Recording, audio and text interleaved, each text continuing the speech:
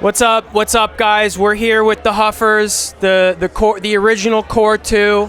So I want to know, just off the bat, how long have you guys been playing music together? Since we were wee lads in high school.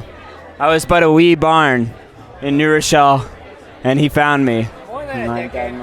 More than a decade?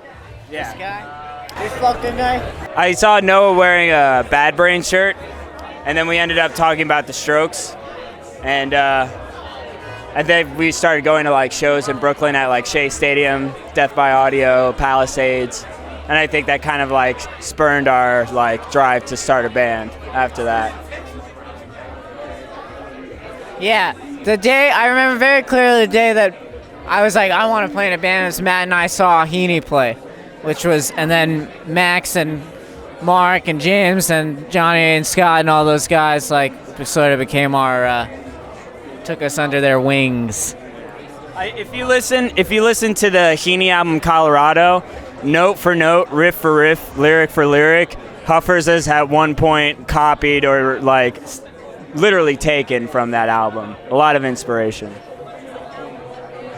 So, you guys, has Huffers played with Heaney when Heaney was, Heaney was before Huffers. So this is the first time that you've ever played with Heaney, and there's something of like a legendary band to you. So how does that feel to have done that tonight? Feels pretty good. I'm a lot older now, so like halfway through their set, I felt ready to throw up, and I was like bent over, like heaving and hoeing. Not like when I was like 17 and giving it my all. So I'm a lot older, a lot less hair, a lot more male pattern baldness in the scene now. But yeah, feel very blessed to play with such utter legends. Noah, if you could describe Matt in 3 words, what would those 3 words be? Like a spider. Like a spider. Do you agree with that? Sounds about right. I'm pretty spindly. He's tall and he's lanky. He looks a little scary, but he's more scared of you than you are of him because he's not trying to hurt you. He's like a friendly spider, not one of those little fuckers that's like fucking your shit up when you're sleeping, you know? And I can crawl into most small spaces too, so yeah. And Matt, what does Noah mean to you as a person in your life? Brother, confidant, source of constant inspiration, source of lots of jealousy too.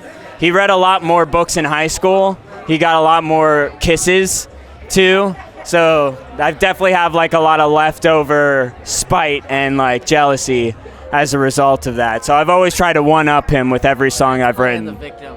Yeah, but every time I write a song, he writes another song, and it blows me out of the water. So just foils my plan time after time. Should we get Scott in here? Yeah, get Scott. What's going on? Scotty boy, welcome to the interview. Cropsey Records, right? Cropsey Records. This is why we're here. This is why we do it. That's why we do it. So listen, Scott, you've watched these kids grow up from small infants to the big, grown, disgusting men they are now. What would you say the thing you're most proud of them is, as a father to them? Come on, Dad, say something. Always the music. Always the music. And these guys write fantastic songs. This guy's a very talented guitar player right here. This guy's a very talented songwriter. And the two of them combined, you know, it's better than me and you. Are there any crazy stories you could tell me from the recording of Idiot Witchcraft? I have a pretty funny story involving Scott and Noah. So the first time me and Noah ever tried to record anything professionally was with Scott in New Jersey. And I remember he had all this amazing gear on him. And so Noah, having never played a Gibson Les Paul before, very prestigious instrument, tries to put it on himself, but he put it on strap first. The guitar gives weight underneath him and cracks in half on the floor. That was the first time we ever tried to record anything. I got beat red. It was pretty After funny, that. actually. I was like 15 years old. I was like, Wow.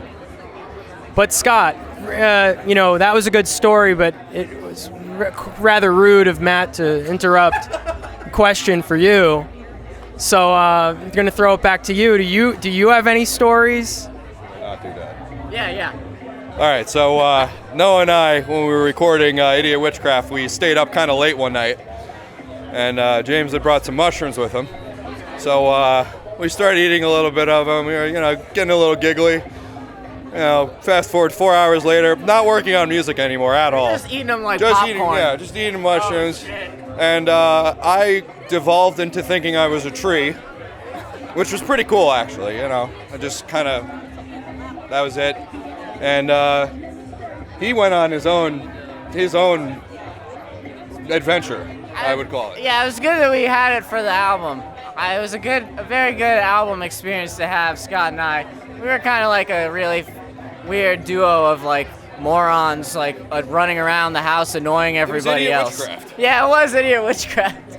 Cool. And then I had the most violent vomit of my entire life in the bathroom, and I thought I was gonna die. It kept me awake, too. I thought that there were monsters on this world that night. So this is the second time in how many years Heaney has reunited? How many years has it been?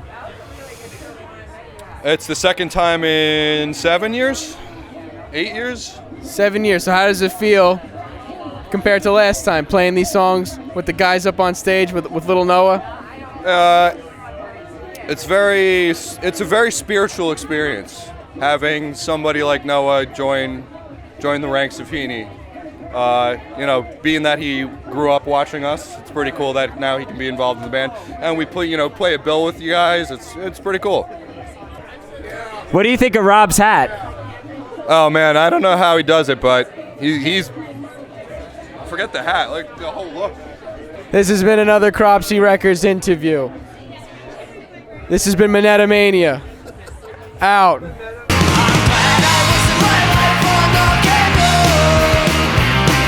So Matt, what's your greatest prom memory? I remember in 6th grade, there was this prom that I attended for middle schoolers. And there was one kid who was making a point to say that he hated all pop music. And so he kept bothering the DJ to play some classic rock. So at one point, the DJ stops all the music that everybody wanted to hear and says, "We're about to play this one song for this one kid who kept asking for some classic rock." And he played Thunderstruck by AC/DC. And I saw this kid did the Angus Young duck walk all across the auditorium while all the other kids just stood silent and waited for some more like T-Pain music to play. So where did that kid end up today? I think you're looking at him right now.